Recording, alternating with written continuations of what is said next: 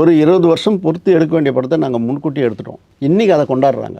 அன்றைக்கி அதை கொண்டாட வேண்டியவங்க கொண்டாடலை. அந்த நேரத்தில் அது பொருட்செலவு தான். அது வந்து வியாபார ரீதியாக வந்து தமிழ்நாடு பொறுத்தவரை ரொம்ப நல்லா போச்சு. ஓவர்சீஸ்லாம் 3,05,00,000 ஷேர் வந்தது. அதுவும் வெற்றி படம் தான் அது வசூலில். ஆனால் செலவு ஜாஸ்தி, வரவு கம்மி. ஆனால் அவருடைய படங்களில் 1.25 ரூபா தான் அதிகமான ஓவர்சீஸ் வியாபாரம். நான் 3,05,00,000 அந்த படத்தை வந்து ஷேர் வாங்கினேன், ஓட்டி வாங்கினேன். ஆளவந்தான் 2001 வருஷத்தில் கமல் சார் நடிப்பில் சுரேஷ் கிருஷ்ணா சார் டைரக்ஷனில் ரிலீஸ் ஆன சைக்காலஜிக்கல் ஆக்ஷன் த்ரில்லர் படம். இந்த படம் அந்த டைம்லேயே வித்தியாசமாக யோசிக்கப்பட்டு ஸ்பெஷல் எஃபெக்ட்ஸ்லாம் யூஸ் பண்ணப்பட்ட படம். கமல் சாரால் எழுதப்பட்ட தாயம்ங்கிற நாவலை பேஸ் பண்ணி எடுக்கப்பட்ட படம். ஆளவந்தான் அந்த டைம்லேயே கிட்டத்தட்ட பேன் இண்டியா மூவியாக எடுக்க ட்ரை பண்ணப்பட்ட படம். ஏன்னா இந்த படத்தை தமிழ் ஹிந்தின்னு பேரலாக எடுத்தாங்க. அதுக்கேற்ற மாதிரி ஆக்டர்ஸை மட்டும் மாற்றி நடிக்க வச்சாங்க. தெலுங்கில் டப் பண்ணி ரிலீஸ் பண்ணாங்க.